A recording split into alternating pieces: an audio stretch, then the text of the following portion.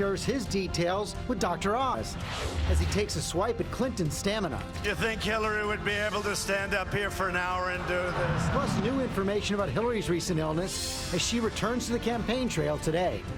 Up in flames, the new video of a Samsung phone exploding at a restaurant, as the government says it's now investigating more models of the popular phone. Samsung firing back overnight. Breaking right now, capturing a suspected serial killer. A woman's terrifying 911 call as she's trapped with the suspect. I got assaulted. Desperately pleading for help, the killer sleeping just feet away. Is there any way you can get out of the building? I don't know without waking him, and I'm scared. The dramatic rescue and what police discovered on the scene. And this amazing rescue caught on a body camera. A driver trapped in a burning pickup. We can't get out. Police and Good Samaritans jumping into action, trying to put out the flames and pry open the door. We hear from the heroes this morning. Live in Times Square, this is GMA with Robin Roberts, George Stephanopoulos, and Michael Strahan.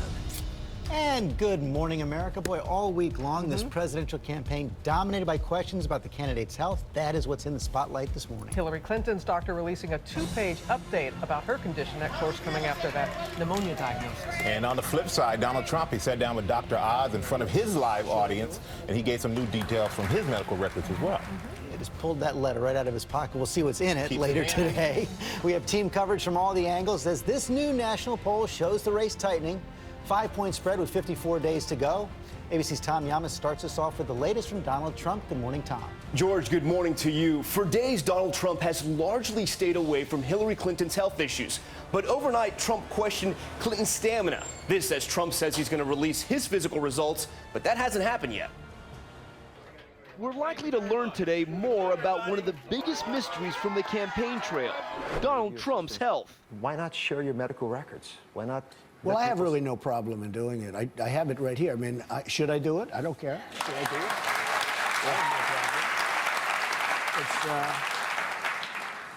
it? It's 2 letters. One is the report, and the other is from Lenox Hill Hospital. May I see them? Saying, yeah, sure. The Republican nominee deciding to share the results of his physical first on a talk show before releasing any of the documents to the public. I was, surprised. I looked at them and tried to process it pretty quickly. And I've got to say, as a doctor, if he was my patient, they're good for a man of his age. Audience members from the episode, which airs later today, say Trump acknowledged he needs to lose weight. If elected at age 70, you will be the oldest person to ever enter the Oval Office. Why do you think you have the stamina for the job? Yeah, just about the same age as Ronald Reagan, and Hillary's a year behind me. I feel as good today as I did when I was 30.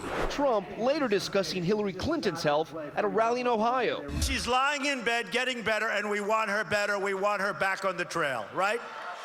We want her back on the trail. But then questioning her stamina. I don't know, folks. You think Hillary would be able to stand up here for an hour and do this?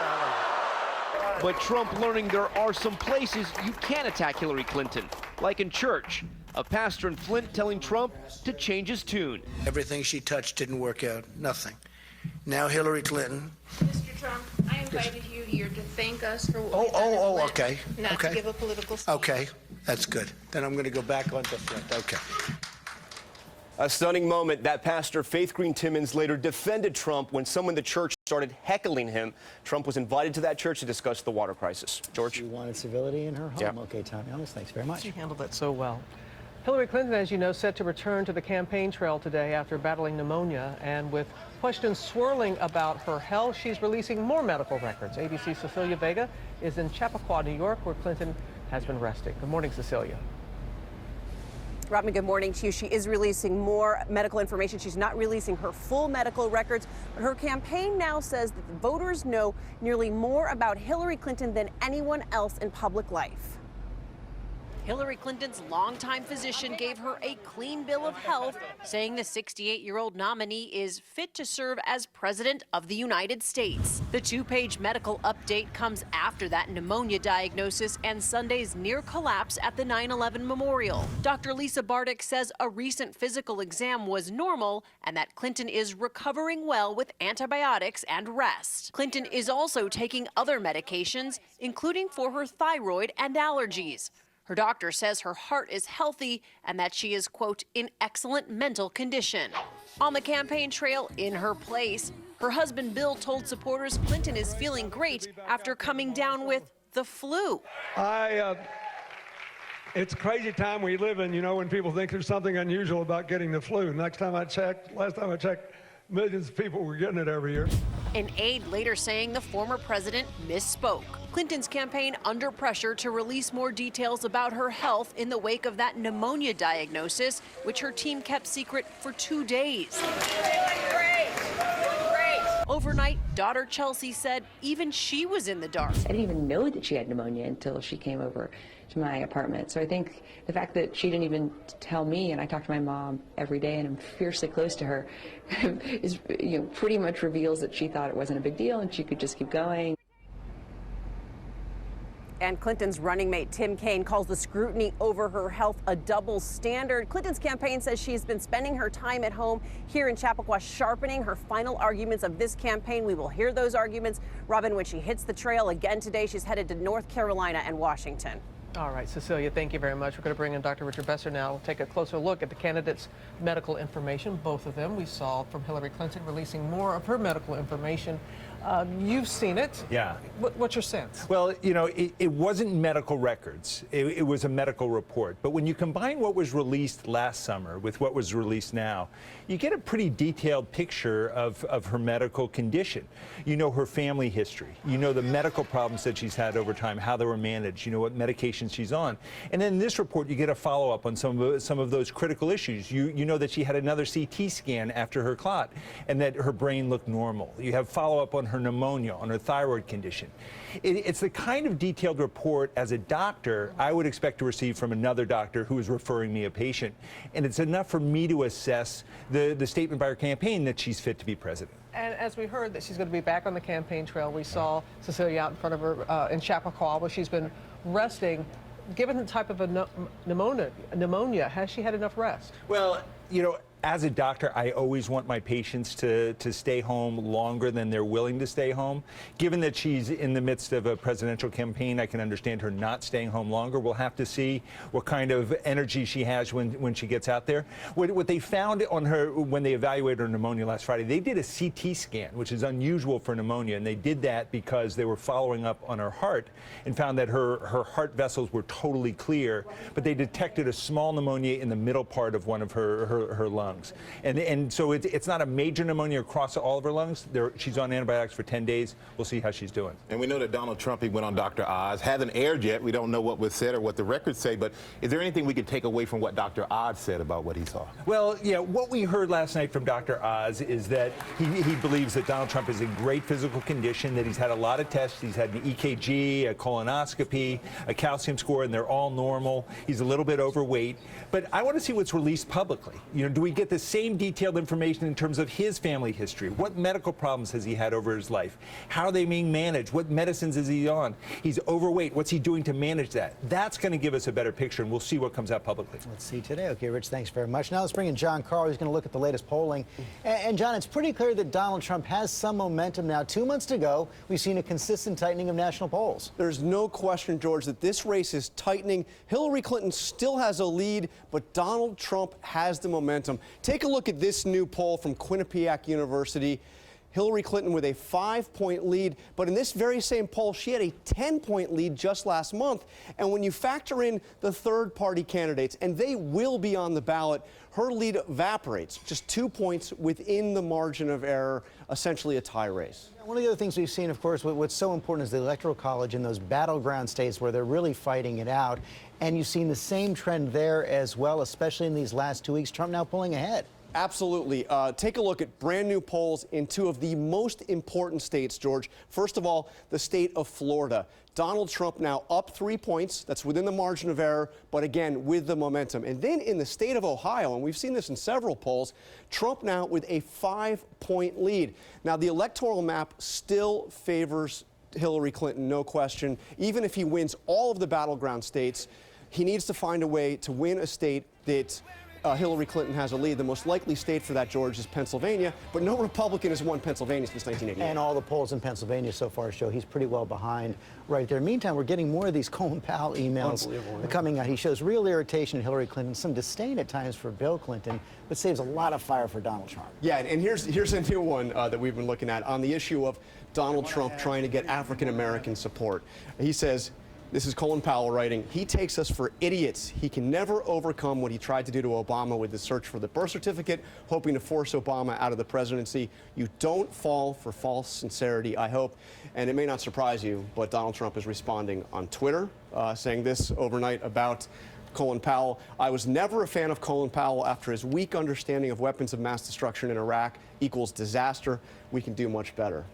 Back on Twitter for Donald Trump. John Call, thanks very much. Let's move on from politics now to the tropical depression, Wjla. Currently off the coast of Carolina, but its effects are being felt across the southeast this morning. Ginger, you're tracking it all for us. What's going on, Jen? Yeah, so more than a half-foot of rain fell in Charleston, South Carolina. You can see some of the damage in Georgia here, those power lines and, of course, the trees down in folks' yards. And look at this video out of Jacksonville, Florida, when that storm was moving through at its peak, right? You had gusts around 40 miles per hour. Well, now it is all offshore. All of the convection is out in the Atlantic, so that's great news because the flooding concern, the wind has gone down. You'll still have that coastal flood potential, also rip currents all the way up through parts of the Outer Banks, even up to Hilton Head. A little possibility as we go through this, but it is continuing to move away, so that is great news there. But you know we're never quiet. The Atlantic brewing up. There's another one we're watching, Tropical Depression 12, that could be with us in a week. We'll be keeping an eye on it. I'm keeping my eye on it. I know that. Thank you, Ginger. Now, new concerns about Samsung smartphones after reports more models may have burst into flames. And David Curley is in Washington, D.C. with more on the story. And good morning, David. And what's going on with these phones? Well, Michael, we are seeing videos and reports pop up of other Samsung phones burning or exploding. And while the South Korean electronics giant has been slow in offering information, it did respond overnight to these new reports. For the first time this morning, we see a Samsung phone bursting into a smoky, fiery mess, according to the owner. Oh, my God. And that Florida driver believes his Samsung started burning in the passenger seat. The phone was plugged in, then I see flames come up. But these are not the Galaxy Note 7. We have seen dozens of explosions and fires on nightstands and cars of those phones. Even the company is telling consumers to power the Note 7s down until they're replaced. But does Samsung have a broader battery problem? This morning, the Consumer Product Safety Commission says it's looking into some of the incidents that involve those other models. A man in California filed a lawsuit in New Jersey saying it was a Galaxy S7 that burned his leg after it burst into flames in his pocket. And a student at ASU says his Galaxy S6 exploded in his pocket. We asked Samsung if there is a wider problem. Overnight, a spokesperson says suggestions of the problem going beyond the Note 7 are, quote, not true. The company says the battery problem is limited to that Note 7. In major South Korean newspapers, the company offered an apology and a timeline for replacements, even cash payments. But that was apparently only for customers in South Korea. So when we asked Samsung, would it print an apology in the U.S. and whether those remedies in South Korea would apply to American customers, the company repeated its statement that it's been working with the Consumer Product Safety Commission. That's all they're saying. We'd have a lot more information if they had declared an official government recall here in the U.S., George, and they still have not done that. Okay, no apology yet. David Curley, thanks very much. We're going to move on now to that breaking news overnight. As police released 911 calls from a woman trapped by a serial killer in Ohio, he was sleeping just feet away. So officers able to make the rescue. ABC's Mara Schiavocampo here with the story. Good morning, Mara. George, good morning. An amazing rescue there. Officials saying that man may be responsible for at least 3 deaths. That 911 caller could very well have become another victim if not for moving quickly to pick up the phone, leading police right to the suspect. Overnight, police releasing a terrifying 911 call that helped catch a possible serial killer in Ashland, Ohio. Does he have a weapon? He's got a taser. That's a woman being held against her will in a vacant home, desperately pleading for help. Are you tied up now? Yeah, but I kind of freed myself. Through whispers, the terrified woman leads police to this man, 40-year-old Sean Great. Is there any way you can get out of the building? I don't know. without waking him, and I'm scared. According to the victim, Great had fallen asleep. That's when she took a chance, getting a hold of his phone and calling 911, all while he was just a few feet away. No, I'm in the bedroom with him. Minutes later, police arriving on the scene. Do you think you can get out? You need to get out. Not unless they were right here. He would hear me, catch me, and he's strong. They enter the home to find 2 bodies inside, and the 911 caller miraculously unharmed. Where is he? Bedroom sleeping. Still sleeping? Police waking Great and taking him into custody. He has a long criminal history. Now, a third body was found in a home nearby, and prosecutors say Great has already confessed to killing a woman in June. Now, the woman who called police told them that she had known Great for about a month, which is how she was able to give them his name, tell them exactly who she said abducted her. Oh, boy, so lucky she was able to stop that. Heard her voice on the call. So scared, but so brave to take that risk. Amy's here with today's other top stories. Starting, you have more fallout from that Wells Fargo bank scandal. That's right, George. The Justice Department now investigating sales tactics at Wells Fargo. Subpoenas have been issued. Criminal or civil charges are possible, and this comes after bank employees opened as many as 2 million phony accounts in customers' names to meet sales goals and earn bonuses. The bank is already being fined $185 million.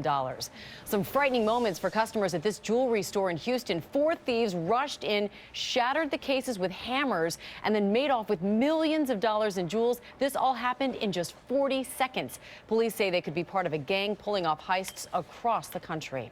Well, new backlash against North Carolina's so-called bathroom law that limits protections for LGBT people. The Atlantic Coast Conference is following the NCAA and moving its championships out of the state. That includes the football conference title game.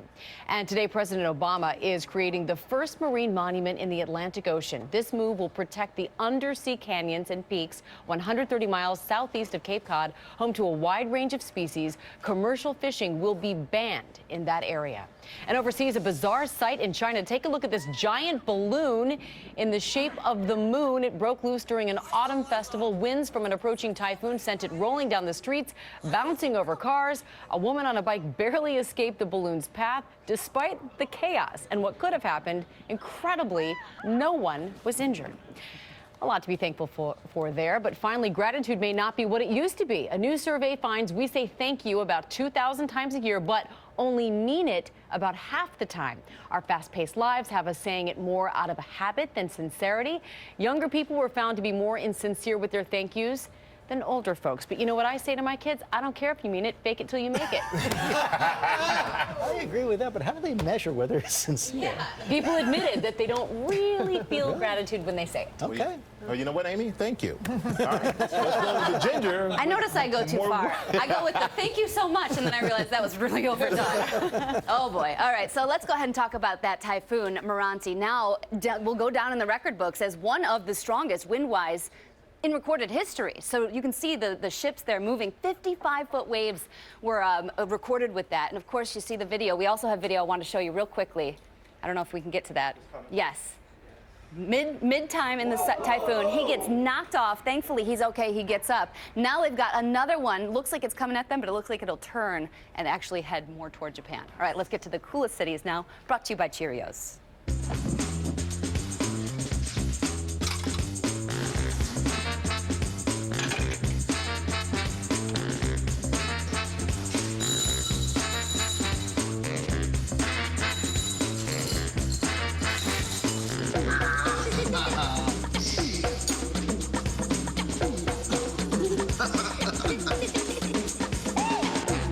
Lucky Charms are gluten-free too.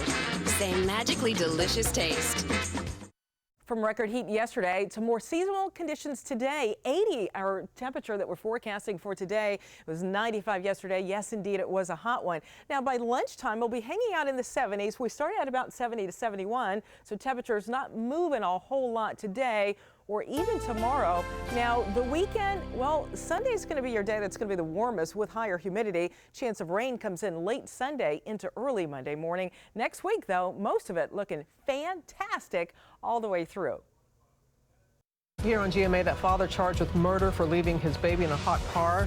Well, this morning the battle is on to find anyone to sit on that jury. Dan and Nancy are standing by to weigh in live. And Sunny Hassan here with the story of a teenager who's suing her parents for posting embarrassing pictures on Facebook. Ooh, a lot of parents are watching that. Plus, the ultimate football win, a team taking